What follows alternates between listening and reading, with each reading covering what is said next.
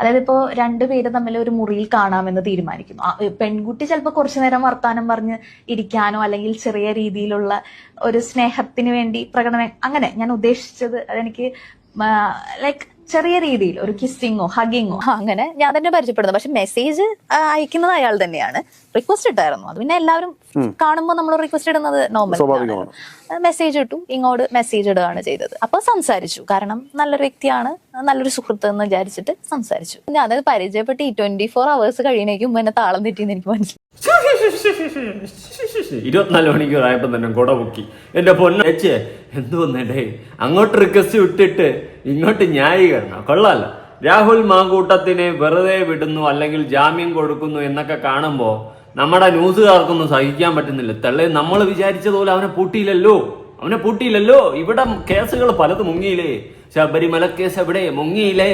അങ്ങനെ മുക്കേണ്ട സകലമാന കേസുകളും മുക്കിയിട്ട് രാഹുൽ മാങ്കൂട്ടത്തിനെ പൊക്കിച്ചു. പണ്ടെങ്ങാണ്ട് നടന്നിട്ടുള്ള പരസ്പര ഇഷ്ടത്തോടെ സമ്മതത്തോടെ നടന്നിട്ടുള്ള കുൽസിതങ്ങൾ പിന്നൊരു ഘട്ടം കഴിഞ്ഞപ്പോൾ അത് പീഡനമായി മാറിയിരിക്കുകയാണ്. നിങ്ങൾ രാഹുൽ മാങ്കൂട്ടത്തിനെ സപ്പോർട്ട് ചെയ്യുന്ന ആൾക്കാരാണോ? ഉറപ്പായിട്ട് താഴെ കമന്റ്, വീഡിയോ ലൈക്ക് ചെയ്ത് ഹൈപ്പ് കൊടുക്കുക, ഉണ്ടെങ്കിൽ കൊടുത്താൽ മതി. ചാനൽ സബ്സ്ക്രൈബ് ചെയ്യും. കാരണം ഈ വീഡിയോ മാക്സിമം നിങ്ങൾ ഷെയർ ചെയ്യണം. രാഹുൽ മാങ്കൂട്ടം എന്ന് പറയുന്ന ഒരു വ്യക്തിയെ കൊടുക്കാനായിട്ടും ചെളിവാരി തേക്കാനായിട്ടും വേണ്ടി ഇവിടെ കാണിച്ചു കൂട്ടിയിട്ടുള്ള പല നാടകങ്ങളും പല കോപ്രായങ്ങളും ഈ ചില ആൾക്കാർക്ക് ഒരു സ്വഭാവമുണ്ട്. മുഖത്തടിച്ചങ്ങ് മറുപടി പറയും. എന്തെങ്കിലും തെറ്റ് തന്തയില്ലായ്മ കണ്ടു കഴിഞ്ഞാൽ അപ്പം തന്നെ അതുപോലെ വിളിച്ചങ്ങ് പറയും. അങ്ങനെ പറയുന്ന ഒരു വ്യക്തിയാണ് ഈ രാഹുൽ മാങ്കൂട്ടം. അതുകൊണ്ട് തന്നെ സ്വന്തം പാർട്ടിയിലുള്ള ആൾക്കാർക്ക് അടക്കം ഇങ്ങനെ കണ്ണെടുത്താൽ കണ്ടുകൂടാ. അതാണ് വേറൊരു വാസ്തവം.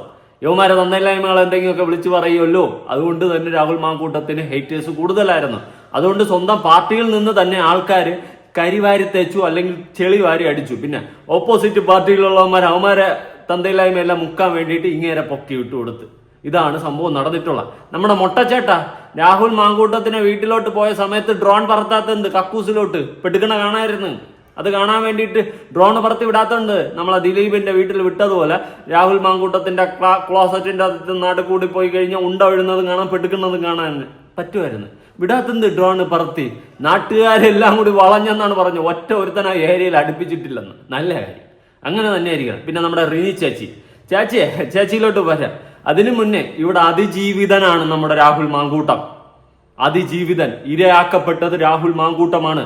അതുപോലെ എനിക്ക് മറ്റൊരു കാര്യം ചൂണ്ടിക്കാണിക്കാനുണ്ട്. ഇവിടെ രാഹുൽ മാങ്കൂട്ടത്തിന് ജാമ്യം കിട്ടിയതിന്റെ റീസൺ എന്താണെന്ന് നിങ്ങൾക്ക് അറിയണ്ടേ? അറിയിക്കുക. ഇനി രാഹുൽ മാങ്കൂട്ടം ഈ പരസ്പര ഇഷ്ടത്തോടെ അല്ല ആ പെൺകുട്ടിയെ ബലാത്കാരമാണ് ഇങ്ങനെ ഒരു പരിപാടി ചെയ്തതെങ്കിൽ രാഹുൽ മാങ്കൂട്ടത്തിന് ജാമ്യം കിട്ടത്തില്ല. പരസ്പര ഇഷ്ടത്തോടെ നടന്നൊരു പരിപാടി തന്നെയാണ്. മുന്നേ എങ്ങാണ്ട് നടന്നത് ഇപ്പൊ കരിവാരി തേക്കാനും ചെളിവാരി തേക്കാനും വേണ്ടി മാത്രം ആ കേസ് കുത്തിപ്പൊക്കി അടിച്ച നാറിയ പരിപാടി. എന്തായാലും ഓരോന്നായിട്ട് ഇങ്ങനെ തെളിയുന്നുണ്ട്. അതുകൊണ്ട് തന്നെ അന്നും ഇന്നും എന്നും രാഹുൽ മാങ്കൂട്ടത്തിനോടൊപ്പം ഒരു പെൺകുട്ടിയുടെ കൺസെന്റ് ഇല്ലാണ്ട് അവളുടെ ദേഹത്ത് തൊട്ട് അത് തന്തയില്ലായ്മ അത് വലിച്ചീറി ഒട്ടിക്കും. പക്ഷെ പരസ്പര ഇഷ്ടത്തോടെ ഒരു സമയത്ത് ചെയ്തിട്ട് പിന്നെ വന്നിട്ട് കൊണയടിച്ചു കഴിഞ്ഞാൽ അത് മറ്റേടുത്ത പരിപാടിയാണ്. പിന്നെ ഒരു കല്യാണം കഴിഞ്ഞ് ഭർത്താവുള്ള ഒരുത്തി മറ്റൊരുത്തനോടെ പോയിട്ട് അവൻ പിന്നെ പരിപാടിയും ചെയ്തതിനു ശേഷം അവൻ എന്നെ വിവാഹ വാഗ്ദാനം നൽകി ഉണ്ടാക്കിയെന്ന് പറഞ്ഞു കഴിഞ്ഞാൽ അത് ന്യായമല്ല. ഇതിപ്പം ഒന്ന് പോകുമ്പോൾ ഒന്നൊന്നായിട്ട് വരുന്നുണ്ട്. ആരൊക്കെ വന്നാലും യാവളൊക്കെ ഇനി രംഗത്ത് വന്നു കഴിഞ്ഞാലും രാഹുൽ മാങ്കൂട്ടം എന്ന് പറയുന്ന വ്യക്തിയുമായിട്ട് പരസ്പര ഇഷ്ടത്തോടെ പരിപാടി ചെയ്തിട്ട് പിന്നെ വന്ന് അത് കൊണയടിച്ചു കഴിഞ്ഞാൽ വലിച്ചു കീറി ഒട്ടിക്കെ തന്നെ ചെയ്യും. പിന്നെ എനിക്ക് വേറൊരു കാര്യം കൂടി ഇതിന്റെ ഇടയിൽ ചൂണ്ടിക്കാണിക്കാനുണ്ട്. പരസ്പര ഇഷ്ടത്തോടെ നടന്നിട്ടുള്ള പരിപാടിയാണ്. അത് കോടതിയിൽ അടക്കം തെളിഞ്ഞിട്ടുണ്ട്. ആ സ്ഥിതിക്ക് ഈ മീഡിയക്കാരന്മാർക്ക് ചങ്കുറപ്പും ചങ്കൂറ്റുണ്ടോ അവളുമാരുടെ ഫേസും അവളുമാരുടെ ഐഡന്റിറ്റിയും വെളിപ്പെടുത്താനായിട്ട്? ചങ്കൂറ്റവും ചങ്കുറപ്പുണ്ടോ? ഉണ്ടെങ്കിൽ പറ, സമ്മതിക്കാം. അതാണ് പറ്റത്തില്ല. രാഹുൽ മാങ്കൂട്ടത്തിനെ നമുക്ക് കുഴപ്പമില്ല. അവനാണല്ലേ ഇവിടെ സ്ത്രീകൾക്ക് പ്രിവിലേജ് കൊടുത്തതാണ് ഏറ്റവും വലിയ തെറ്റ്. കുറെ എണ്ണം അതിനെ മിസ്യൂസ് ചെയ്തുകൊണ്ടിരിക്കുകയാണ്. സത്യം പറയാലോ, കോടതിയിലെടുത്താണ് എനിക്ക് പറയാനുള്ള നിയമം എടുത്ത് മാറ്റ്. സ്ത്രീകൾക്കുള്ള പ്രിവിലേജ് എടുത്ത് മാറ്റ്. ഇവളുമാർക്ക് പ്രിവിലേജ് കൊടുത്തത് കൊണ്ടും ഇവളുമാരുടെ ഐഡന്റിറ്റി പുറത്ത് വരൂല എന്ന് 100% ഉറപ്പുള്ളത് കൊണ്ടും മാത്രമാണ് ഇവളുമാർ ഇങ്ങനത്തെ തന്തയില്ലായ്മ കാണിക്കുന്ന ഓരോ ആണുങ്ങളുടെ ജീവിതവും ജീവനും വെച്ച് കളിക്കുന്ന.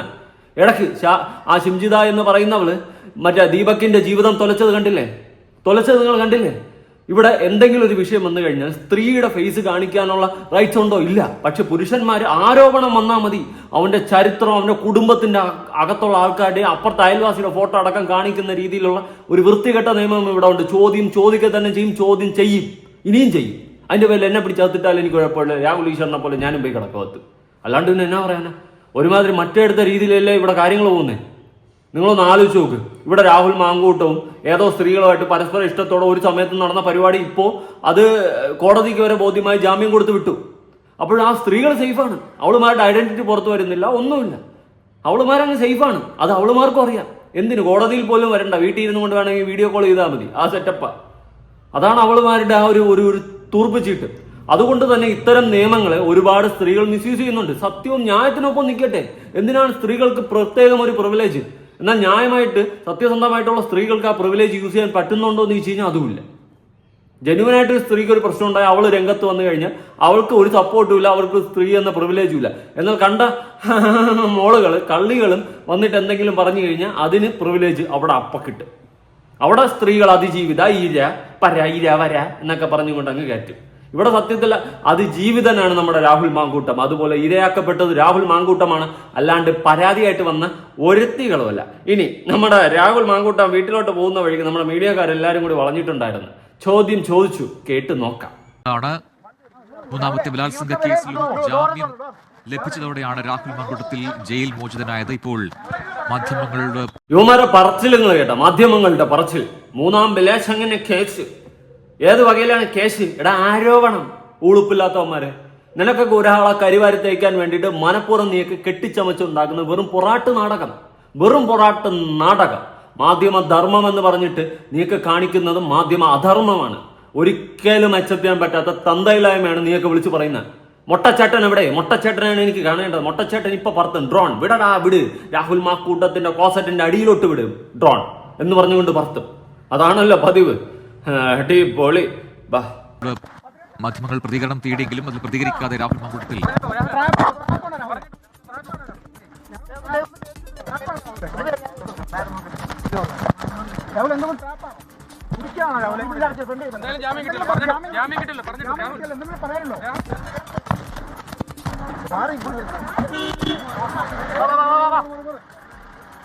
ഇല്ല. മാധ്യമപ്രവർത്തകരുടെ ആവർത്തിച്ചുള്ള ചോദ്യങ്ങൾക്കും മറുപടിയൊന്നും നൽകാതെയാണ് രാഹുൽ മാങ്കൂട്ടത്തിൽ ജയിലിൽ നിന്നും പുറത്തേക്ക് ഇപ്പോൾ കാറിൽ കയറി പോകുന്നത്. ജാമ്യം ലഭിച്ചല്ലോ, എന്തെങ്കിലും പറയാനുണ്ടോ, ട്രാപ്പാണോ എന്നൊക്കെയുള്ള ചോദ്യങ്ങൾ ആവർത്തിച്ച് മാധ്യമപ്രവർത്തകർ ചോദിച്ചെങ്കിലും അതിനൊന്നും മറുപടി പറയാതെയാണ് ഇപ്പോൾ കാറിൽ കയറി. നിന്റെയൊക്കെ കൊണച്ച ചോദ്യത്തിന് മറുപടി തരേണ്ട കാര്യമില്ല. ആ വ്യക്തി ജയിലിലാകും മുന്നേ ആരോപണങ്ങൾ വന്ന സമയത്ത് നീയൊക്കെ ചോദ്യങ്ങൾ ചോദിച്ചോ? ഇല്ല. ഇന്ന് ജാമ്യം കിട്ടിയപ്പോ അയ്യോ രാഹുലെ ഇത് ട്രാപ്പായിരുന്നു ആണോ എന്ന് പറഞ്ഞ് ചോദിക്കുന്ന നിന്റെയൊക്കെ മറ്റേടത്ത് കൊണച്ച സാധനമില്ല. അത് വേണ്ട. അത് തപ്പിടാ, തപ്പ്, അത് തെറ്റാ. അത് ഒരിക്കലും അക്സെപ്റ്റ് ചെയ്യാൻ പറ്റത്തില്ല. ഏത് തരത്തിലാണ് അക്സെപ്റ്റ് ചെയ്യാൻ പറ്റുന്നത്? ന്യായമായ കാര്യങ്ങൾ നീയൊക്കെ ചോദിക്കേണ്ട സമയത്ത് ന്യായമായിട്ട് ചോദിച്ചോ? മാധ്യമ പ്രവർത്തകരെ ചോദിച്ചില്ല. എന്നാൽ ഇപ്പൊ ജാമ്യം കിട്ടിയപ്പോൾ വന്നിരിക്കുകയാണ് കടയും പിടിച്ചോ. രാഹുൽ അത് ട്രാപ്പാണോ? എന്തോന്നടേ ഉളുപ്പില്ലാത്തവന്മാരെ.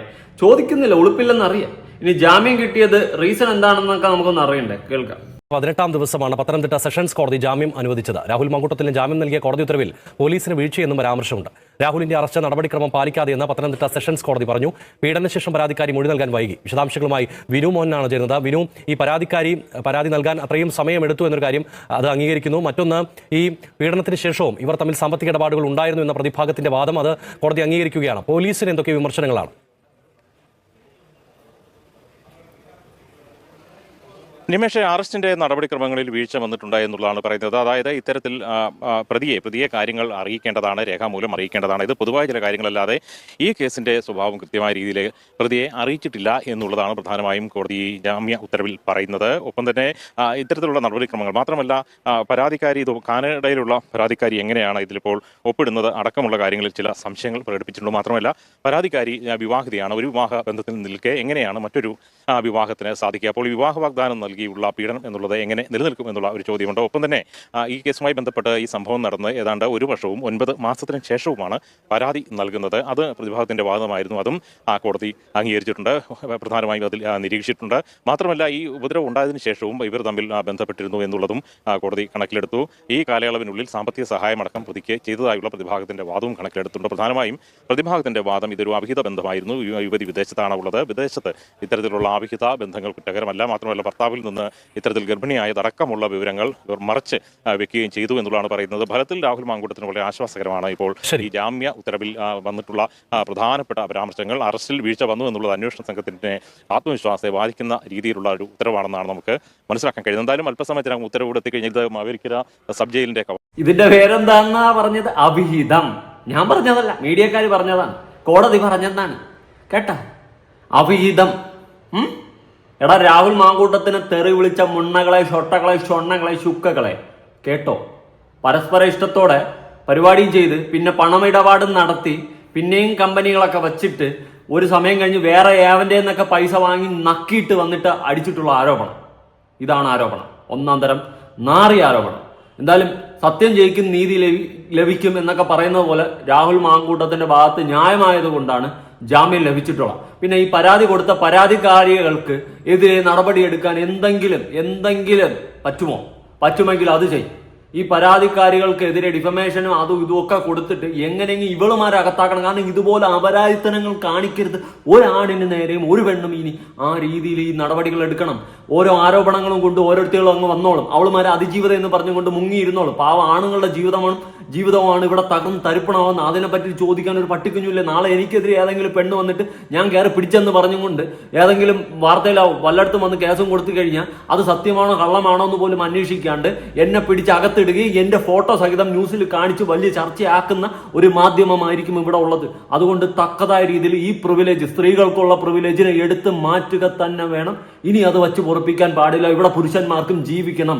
നമുക്കും ഉള്ളതും ജീവൻ തന്നെയാണ്. നമ്മുടെ കൈ മുറിച്ചാലും മറ്റട മുറിച്ചാലും വരുന്നത് ചോര തന്നെയാണ്. നമുക്ക് ഇവിടെ ജീവിക്കണം. ഇതുപോലുള്ള ഓരോരുത്തർ വന്നിട്ട് കള്ളപ്പരാതികൾ കൊടുത്തിട്ട് ഒരു സമയത്ത് പരസ്പര ഇഷ്ടത്തോടെ ചെയ്യുന്നത് പിന്നെ വന്ന് കള്ളപ്പരാതിയായിട്ട് കൊടുത്തിട്ട് ഇവിടെ ആണുങ്ങൾക്ക് ജീവിക്കാൻ പറ്റാത്ത രീതിയിലാക്കി തീർക്കുന്നത് മാറ്റണം. അതിനു വേണ്ടിയിട്ട് നമ്മൾ ഓരോരുത്തരും സംസാരിക്കണം. അത് പുരുഷന്മാർ മാത്രമല്ല, എല്ലാ സ്ത്രീകളടക്കം സംസാരിക്കണം. ഞങ്ങൾ പുരുഷന്മാർക്ക് വേണ്ടി സംസാരിക്കണം. ഇവിടെ ജെന്യുവനായിട്ടുള്ള ഒരുപാട് സ്ത്രീകളുണ്ട്. അവർക്ക് നാളെ ജെന്യുവനായിട്ടൊരു ഇഷ്യൂ വന്നു കഴിഞ്ഞാൽ അവർക്ക് കൂടി വന്ന് പ്രതികരിക്കാൻ പറ്റാത്ത രീതിയിലാണ് ഇവിടെ കാര്യങ്ങൾ പോകുന്നത്. ആ ഒരു അവസ്ഥയിലോട്ടാണ്. കാരണം ഒരുപാട് കള്ളക്കേസുകൾ, പുരുഷന്മാർക്കെതിരെ ഒരുപാട് സ്ത്രീകൾ കള്ളക്കേസുകൾ കൊടുത്തിട്ടാണ് ഇവിടെ ഇന്നും നിലനിന്ന് പോകുന്നത്. എന്തുകൊണ്ട് നിയമം മാറ്റുന്നില്ല? സ്ത്രീകൾക്കുള്ള പ്രിവിലേജ് എടുത്തു മാറ്റണം. അങ്ങനെ ഇനിയിപ്പോൾ ഒന്നും വേണ്ട. ആൺ പെൺ വ്യത്യാസമില്ലാതെ ന്യായത്തിനൊപ്പം സത്യത്തിനൊപ്പം നിൽക്കണം. ഇവിടെ ഒരു സ്ത്രീക്കെതിരെ ഒരു ആരോപണം വരികയാണെങ്കിൽ, അല്ലെങ്കിൽ ഒരു സ്ത്രീ ഒരു പുരുഷനെതിരെ ഒരു ആരോപണം വെച്ച് കഴിഞ്ഞാൽ അവളുടെ ഫേസും ബ്ലർ ചെയ്ത് കാണിക്കുന്ന മീഡിയ, അല്ലെങ്കിൽ അവളുടെ ഐഡന്റിറ്റി പുറത്തുവിടാത്ത മീഡിയ. എന്നാൽ ഒരു ആണിന്റെ പേരിലാണ് ഒരു കേസ് വന്നതെങ്കിൽ അതൊരു വെറും ആരോപണം മാത്രമാണെങ്കിൽ കൂടി അവന്റെ ചരിത്രം വരെ കുത്തിപ്പൊക്കി വിടുന്ന മീഡിയ. ആ ഒരു ഇത് ഇവിടെ മാറണം. ആണുങ്ങൾക്കും ജീവിക്കണം. ഞങ്ങളുടെ ഫേസും ബ്ലർ ചെയ്യണം. ഞങ്ങളുടെ ഐഡന്റിറ്റിയും പുറത്തു വരാൻ പാടില്ല. എന്തുവാടെ നമുക്ക് ജീവിക്കേണ്ടത്? നമ്മൾ മലിഞ്ഞു കിടക്കുന്ന ഇവിടെ രാഹുൽ മാങ്കൂട്ടം എന്ന് പറയുന്ന വ്യക്തിയുടെ ഈ കേസ് എടുത്ത് ഇട്ടുകൊണ്ട് പല കേസുകളും ഇപ്പൊ ഭരണപക്ഷത്തിൽ ഇരിക്കുന്നമാരുടെ നാറിയ പല കളികളും മുക്കി അതിനു വേണ്ടിയിട്ട് ഇരയാക്കപ്പെട്ട ഒരാളാണ് രാഹുൽ മാങ്കൂട്ടം. പണ്ട് പരസ്പര ഇഷ്ടത്തോളം ചെയ്ത പല പരിപാടികളിലും ഏർപ്പെട്ടവളുമാര് ഇപ്പൊ അതിജീവിതം എന്ന പേരിൽ വാഴ്ത്തപ്പെടുന്നു. എന്ത് നാറിയ പരിപാടിയുടെ ഈ നാട്ടിൽ നടക്കുന്നത് അറിയാൻ പാടില്ല. ഇനി നമ്മുടെ റെനി ചേച്ചിയുടെ കുറച്ച് വാക്കുകളുണ്ട്, കേൾക്കാം. അത് പരിചയപ്പെടുന്നത് ഞാൻ തന്നെയാണ് റിക്വസ്റ്റ് ഇടുന്നത്. കാരണം എനിക്ക് ഈ വ്യക്തി നല്ല ആളാണ്, ഞാൻ നല്ലൊരു വ്യക്തിയാണെന്ന് വിചാരിച്ചു, തെറ്റിദ്ധരിച്ചു. അങ്ങനെ ഞാൻ തന്നെ പരിചയപ്പെടുന്നു. പക്ഷെ മെസ്സേജ് അയക്കുന്നത് അയാൾ തന്നെയാണ്. റിക്വസ്റ്റ് ഇട്ടായിരുന്നു. അത് പിന്നെ എല്ലാവരും കാണുമ്പോൾ നമ്മൾ റിക്വസ്റ്റ് ഇടുന്നത് നോർമൽ. മെസ്സേജ് ഇട്ടു, ഇങ്ങോട്ട് മെസ്സേജ് ഇടുകയാണ് ചെയ്തത്. അപ്പൊ സംസാരിച്ചു. കാരണം നല്ലൊരു വ്യക്തിയാണ്, നല്ലൊരു സുഹൃത്ത് എന്ന് വിചാരിച്ചിട്ട് സംസാരിച്ചു, ചാറ്റ് ചെയ്തു. എവിടെ വെച്ചിട്ടാണ് ഈ സംസാരത്തിന്റെ താളം തെറ്റുന്നു തോന്നിയത്? താളം തെറ്റുന്നു തോന്നി കഴിഞ്ഞാൽ അതായത് പരിചയപ്പെട്ട് ഈ 24 hours കഴിയണേക്കും മുമ്പ് എന്നെ താളം തെറ്റിയെന്ന് എനിക്ക് മനസ്സിലായി. അപ്പോൾ തന്നെ അങ്ങനെ ഒരു രീതിയിലുള്ള ഒരു മെസ്സേജിങ്, വളിഞ്ച ചിരിയും പുളിഞ്ച കിളിയും അതിരിക്കട്ടെ. അപ്പൊ ചേച്ചി പറഞ്ഞത് ചേച്ചി അങ്ങോട്ട് റിക്വസ്റ്റ് ഇട്ടെന്നാണ്. ചേച്ചി എന്തിനാ അങ്ങോട്ട് റിക്വസ്റ്റ് ഇടാൻ പോയത്? ഇങ്ങോട്ട് റിക്വസ്റ്റ് വന്നില്ലല്ലോ, പിന്നെ എന്തിനാണ് അങ്ങോട്ട് റിക്വസ്റ്റ് ഇടാൻ പോയത്? പിന്നെ സിനിമയിലുണ്ടായെന്നൊക്കെ പറയുന്നത് ഞാൻ ഇന്നേ വരെ കണ്ടിട്ടില്ല. ഒരു പട്ടിക്കുഞ്ഞു പോലും കണ്ടിട്ടില്ല. ഇപ്പൊ പിന്നെ 10 ആൾ അറിയുന്നുണ്ട്.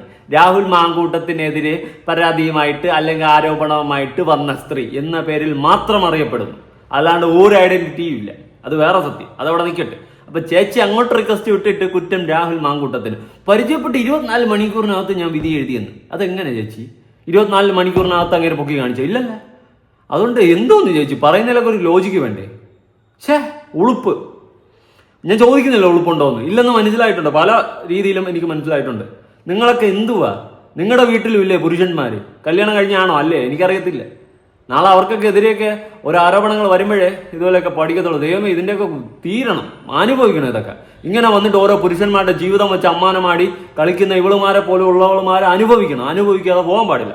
ചേച്ചിയെ പറ്റിയിട്ട് വേറൊരു ചേച്ചി രാഹുൽ ഈശ്വറിന്റെ അടുത്ത് പറയുന്നത് നമുക്ക് കാണാം. 24 മണിക്കൂറിനകം രാഹുൽ മാങ്കൂട്ടത്തിൽ അവരോട് മോശമായി പെരുമാറിയിരുന്നു. അപ്പോ അങ്ങനെ പറഞ്ഞിട്ട് കേരള സമൂഹത്തിന്റെ മുൻപിലേക്ക് വന്ന ഒരാൾ. പക്ഷേ യാഥാർത്ഥ്യത്തിൽ ഒരു ദിവസം രാത്രി 12:30-ക്ക് ശേഷം ആ സമയത്ത് രാഹുൽ മാങ്കൂട്ടത്തിനെ അങ്ങോട്ടേക്ക് വീഡിയോ കോൾ ചെയ്തിട്ടുണ്ട്. Please come to Telegram secret chat എന്ന മെസ്സേജ് അയച്ചിട്ടുണ്ട്. അപ്പൊ അവർക്ക് ഈ പറയുന്ന സ്റ്റേറ്റ്മെന്റിനെ ഒരിക്കലും നിഷേധിക്കാൻ സാധിക്കില്ല. അപ്പോൾ അത്തരത്തിലുള്ള ഒരു വ്യക്തി ഇതിന്റെ ഒരു പ്രധാന വക്താവായിട്ട് ഒരു മുന്നണി പോരാളിയായിട്ട് ഒക്കെ വരുമ്പോൾ സ്വാഭാവികമായിട്ടും കേരള സമൂഹം എന്താണ് മനസ്സിലാക്കേണ്ടത്? അവിടെ നടന്നിട്ടുള്ള മാനിപ്പുലേഷനെ കുറിച്ച് ഒരു സത്യവിരുദ്ധമായിട്ടുള്ള ഒരു നുണ പ്രചരണം, ഒരു നുണ പറയാനുള്ള ഒരു വക്താവായിട്ട് എത്തിയിട്ടുണ്ട് എന്നുള്ളതിന് ഇതിൽ കൂടുതൽ ഒരു തെളിവ് വേണമെന്ന് ഞാൻ വിശ്വസിക്കുന്നില്ല. കാരണം ഈ വിഷയത്തിൽ ഫോർ ഫ്രണ്ടിയർ ആയിട്ട് ഞാൻ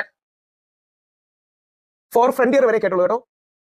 മറ്റൊരാളെ നമ്മൾ കണ്ടിട്ടില്ല ഈ വിഷയത്തിൽ ഇത്രയും കൃത്യമായി 6 months ആയിട്ട് എവിടെയും നിന്ന് ആധികാരികമായി അഭിപ്രായം പറയുന്ന ഒരാൾ. ഇപ്പൊ ഓഡിബിൾ ആണോ? ഓക്കെ, ഞാൻ ആഗ്രഹിക്കുന്നില്ല. പക്ഷേ പെൺകുട്ടികൾ റൂം എടുത്ത് ഹോട്ടലുകളിലൊക്കെ പോകാറുണ്ട് എന്നൊക്കെ ആധികാരികമായിട്ട് മീഡിയയ്ക്ക് മുന്നിൽ വന്നിരുന്ന് പറയുന്ന ഒരു വ്യക്തി, അതായത് പറയുകയാണെങ്കിൽ actually I don't want to repeat that stupid statement, but അത്തരം റോട്ടൺ തിയറീസ് ആക്ച്വലി ചീമൊട്ടയുടെ ദുഃഖമുണ്ട് അത്തരം സ്റ്റേറ്റ്മെന്റ്സിന്. സോ അങ്ങനെ ഒരു റോട്ടൺ തിയറി ഉള്ളിൽ സൂക്ഷിക്കുന്ന ഒരാൾക്ക് ഒരുപക്ഷെ അവരുടെ ഭാഷയിൽ പറഞ്ഞാൽ, എന്റെ ഭാഷയല്ല, അവരുടെ ഭാഷയിൽ പറഞ്ഞാൽ ചെറിയ രീതിയിലുള്ള എന്തിനെങ്കിലും ആവശ്യം ഉണ്ടായിരിക്കും. അതിനായിരിക്കും ഒരുപക്ഷെ UMLA രാത്രി 12:30 ശേഷം ഒക്കെ വീഡിയോ കോൾ ചെയ്യുക. Please come to Telegram. അതായത് നമുക്കതൊരു വെരിഫൈഡ് ഇൻഫർമേഷൻ ആയിട്ട് എടുക്കാം അല്ലേ? അതായത് ശ്രീനാജിക്ക് കുടുംബ സുഹൃത്താണ്, ശ്രീനാജി രാഹുൽ മാങ്കൂട്ടത്തിന്റെ സുഹൃത്താണ്, അമ്മയുടെയും സഹോദരിയുടെ ഒക്കെ കുടുംബ സുഹൃത്താണ്. അപ്പൊ അവരിൽ നിന്നൊക്കെ കിട്ടിയ ഒരു വെരിഫൈഡ് ഇൻഫർമേഷൻ ആയിട്ട് നമുക്ക് എടുക്കാം. തീർച്ചയായിട്ടും എടുക്കാം. ഞാൻ ഈ വിഷയത്തിൽ ഉറപ്പായിട്ടും അത്രയും ഒരു വ്യക്തിബന്ധമുള്ള ഒരിടത്തേക്ക് ഇങ്ങനെയുള്ള കോളുകൾ വരുമ്പോഴൊക്കെയാണ് ഒരു പുറം ലോകം അറിയുക. അതല്ലാത്തയിടത്ത് എനിക്ക് പ്രത്യേകിച്ച് അജണ്ടകൾ ഈ വിഷയത്തിലില്ല. രാഹുൽ മാങ്കൂട്ടത്തിനെ കൊടുക്കണമെന്നോ ഈ വിഷയത്തിൽ ഒരു പ്രശ്നത്തിന് പ്രതികൂലമായി നിൽക്കണമെന്നോ. ഇവിടെ മെൻസ് കമ്മീഷൻ ശക്തമാകണം. കാരണം ആണുങ്ങൾക്കും ജീവിക്കണം. ഞങ്ങളുടെ നെഞ്ചത്തും ഉണ്ട് ഹാർട്ട്, ഞങ്ങൾക്കും ഇവിടെ ജീവിക്കണം. നാളെ ഞങ്ങൾ ഓരോരുത്തർക്കും എതിരെ ഓരോ കള്ളപ്പരാതികൾ വന്നു കഴിഞ്ഞാൽ നമ്മൾ മാറും. അവളുമാര് സേഫാ, അവളുമാരുടെ ഐഡന്റിറ്റി പോലും പുറത്തു വരത്തില്ല. നിങ്ങളൊന്ന് ആലോചിച്ച് നോക്കും, രാഹുൽ മാങ്കൂട്ടമായിട്ട് ഒരു സമയത്ത് പരസ്പര ഇഷ്ടത്തോടെ പരിപാടി ചെയ്ത പെണ്ണുങ്ങൾ ഇന്ന് അതിജീവിത എന്നും അവളുമായിട്ട് ഐഡന്റിറ്റി പുറത്തു വരാതെ അകത്തൊളിച്ചിരിക്കുകയാണ്. നിങ്ങളൊന്ന് ആലോചിക്കണം എത്രത്തോളമാണ് ഇവിടുത്തെ സംഭവങ്ങൾ നടക്കുന്നതെന്ന്. വെറും ഒരു ആരോപണം, അതും കോടതി ജാമ്യവും കൊടുത്ത് വിട്ടിട്ടുണ്ട് രാഹുൽ മാങ്കൂട്ടത്തിന്. പക്ഷെ അയാളുടെ ഐഡന്റിറ്റിയിൽ വീണിട്ടുള്ള ആ കറ, പരസ്പര ഇഷ്ടത്തോടെ ആയാലും പല പെണ്ണുങ്ങളുമായിട്ട് ബന്ധം വെച്ച ഒരു വ്യക്തി എന്നുള്ള രീതിയിലുള്ള ഒരു സാധനം രാഹുൽ മാങ്കൂട്ടത്തിന്റെ കരിയറിൽ വീണിട്ടുണ്ട്. അതെന്തുകൊണ്ട്? വീഴ്ത്തി ഇവളുമാരെല്ലാം കൂടി വീഴ്ത്തി രാഹുൽ മാങ്കൂട്ടത്തിനെ ചവിട്ടി താഴ്ത്തിക്കൊണ്ട്, അല്ലെങ്കിൽ രാഹുൽ മാങ്കൂട്ടത്തിന്റെ കേസ് എടുത്തിട്ടുകൊണ്ട് അമ്മാനമാടി ഇവിടുത്തെ പല തന്തയില്ലായ്മകളും ഭരണപക്ഷം കാണിച്ചത് മുക്കാനുള്ള നല്ല ഒന്നാം തരം നാടകം, അല്ലാണ്ട് ഒന്നും പറയാനില്ല.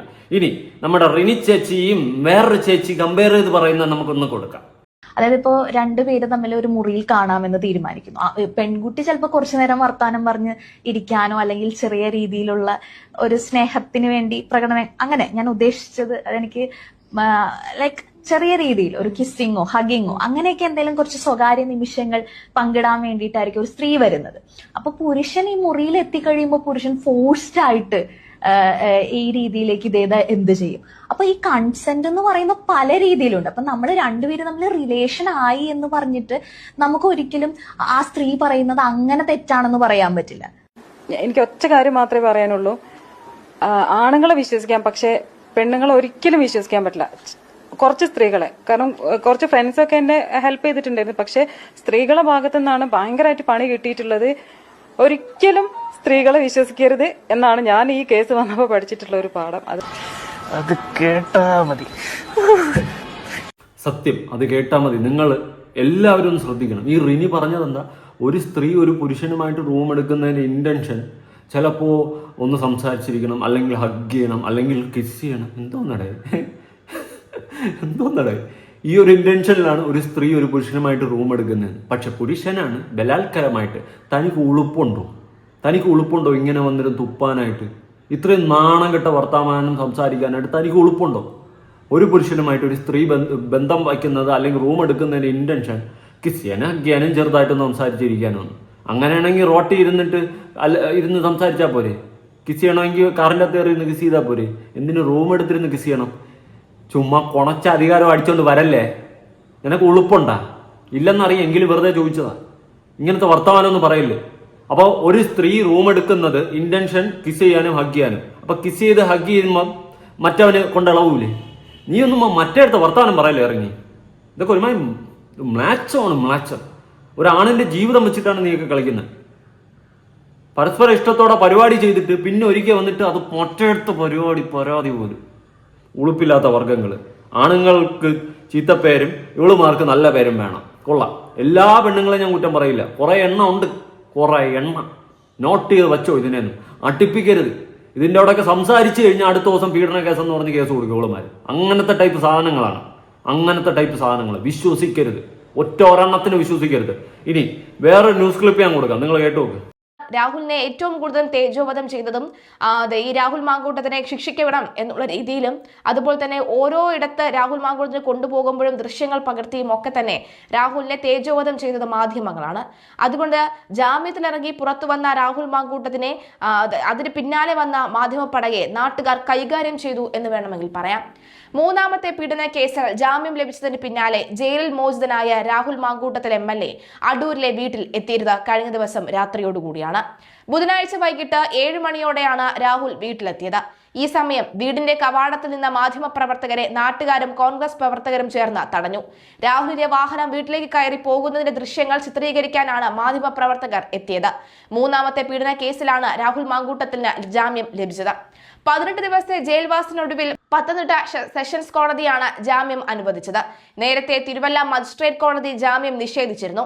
രാഹുൽ മാങ്കൂട്ടത്തിനെ അറസ്റ്റ് ചെയ്തത് നടപടിക്രമങ്ങൾ പാലിക്കാതെയാണെന്നും ജാമ്യം അനുവദിച്ചുള്ള ഉത്തരവിൽ കോടതി വ്യക്തമാക്കിയിട്ടുണ്ട്. വിദേശത്തുള്ള കോട്ടയം സ്വദേശിയായ യുവതിയെ തിരുവല്ലയിലെ ഹോട്ടലിലെത്തിച്ച് ലൈംഗികമായി ചൂഷണം ചെയ്തെന്ന പരാതിയിലായിരുന്നു അറസ്റ്റ്. ജനുവരി 11 പാലക്കാട്ടെ ഹോട്ടലിൽ നിന്ന് നാടകീയമായാണ് പോലീസ് രാഹുൽ മാങ്കൂട്ടത്തിലെ കസ്റ്റഡിയിൽ എടുത്തത്. ഉഭയസമ്മതത്തോടെ കൂടിയ ബന്ധമായിരുന്നുവെന്നും ബന്ധത്തിൽ വന്ന ചില വിള്ളലുകളാണ് പരാതിക്ക് കാരണമെന്നുമായിരുന്നു പ്രതിഭാഗം വാദിച്ചത്. ഇത് സാധൂകരിക്കുന്നതിനായി ശബ്ദ സന്ദേശവും വാട്സപ്പ് ചാറ്റുകളും ഹാജരാക്കി. ഇവ പരിഗണിച്ചാണ് കോടതി ജാമ്യം അനുവദിച്ചത്.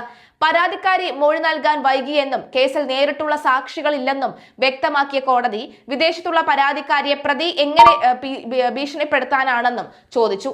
സമൂഹ മാധ്യമങ്ങളിലൂടെ പരാതിക്കാരികളെ അപമാനിക്കാൻ ശ്രമിക്കരുതെന്നും അന്വേഷണവുമായി സഹകരിക്കണമെന്നും കേട്ടല്ലോ. ഓക്കെ, എല്ലാം ഓക്കെ. നിങ്ങളൊരു കാര്യം മനസ്സിലാക്കണം, ഇവിടെ പുരുഷന്മാർക്ക് ഒരു വിലയില്ലേടി. അവളുമാര് സേഫ്. ഭർത്താക്കന്മാരെയും തേച്ചൊട്ടിച്ച് വേറൊരുത്തൻ്റെ കൂടെ പോയി റൂം എടുത്ത അവളുമാര് പതിവ്രതകൾ, അതിജീവിത. രാഹുൽ പീഡനവീരൻ. കൊള്ളാം. ഇനിയും വരും. രാഹുൽ മാങ്കൂട്ടത്തിനെതിരെ ഇനിയും ആരോപണങ്ങൾ വരും. ഭരണപക്ഷത്തിന്റെ ഓരോ തന്തയില്ലായ്മകൾ പുറത്തു കൊണ്ടുവരുമ്പോൾ അതിനെ അടിക്കാൻ വേണ്ടിയിട്ട് രാഹുൽ മാങ്കൂട്ടത്തിന്റെ പെണ്ണ് കേസ് എടുത്തിട്ട് ഇനി അണ്ടർ ഏജിലുള്ള കുട്ടികളെ അടക്കം 18 വയസ്സിന് താഴെയുള്ള കുട്ടികളെ അടക്കം ചിലപ്പോൾ കേസുകൾ കൊണ്ടുവരും. അല്ലെങ്കിൽ ഉമ്മാരെ ഉണ്ടാക്കിയാലും കൊണ്ടുവരും. എന്തെങ്കിലുമൊക്കെ ഉമ്മാർ ചെയ്യും. പല ഞെട്ടിക്കുന്ന വോയിസുകളും പല ഞെട്ടിക്കുന്ന ചാറ്റുകളും അണ്ടർ ഏജിലുള്ള കുട്ടികളെ അടക്കം ചിലപ്പോൾ ഇവന്മാരെ പുറത്ത് കൊണ്ടുവന്നിരിക്കും. നിങ്ങൾ വെയിറ്റ് ചെയ്യാൻ കുറച്ച്, നിങ്ങൾ നോക്കിക്കോ. ഈ ഭരണപക്ഷത്തിന്റെ പല നാറിയ പരിപാടികളെ മറച്ചു വയ്ക്കാനും രാഹുൽ മാങ്കൂട്ടത്തിനെ പോലെ തൻ്റെ അടുത്തോടെ സംസാരിക്കുന്ന ഒരു പൊതുപ്രവർത്തകന്റെ കരിയർ വലിച്ചു കീറി തുലയ്ക്കാൻ വേണ്ടിയിട്ട് മാത്രം കാണിക്കുന്ന കുറെ നാടകങ്ങളാണ്. ഞാനൊരു കാര്യം പറയാം, രാഹുൽ മാങ്കൂട്ടം ഒരു പെണ്ണിനെങ്കിലും കൺസെന്റ് ഇല്ലാതെ തൊട്ട് കഴിഞ്ഞാൽ ഞാൻ ഒരിക്കലും അംഗീകരിക്കത്തില്ല, വലിച്ചു കീറി ഒട്ടിക്കും. പക്ഷെ പരസ്പര ഇഷ്ടത്തോടെ ചെയ്തിട്ട് അങ്ങനെ മാത്രം കുറ്റക്കാരനെന്ന് പറയുന്ന തന്തയില്ലായ്മ അത് എനിക്ക് അംഗീകരിച്ച് തരാൻ പറ്റത്തില്ല. നിങ്ങളുടെ അഭിപ്രായങ്ങളും കാര്യങ്ങളും ഉറപ്പെടുത്താൻ പുതിയ വീഡിയോ ഇടണം.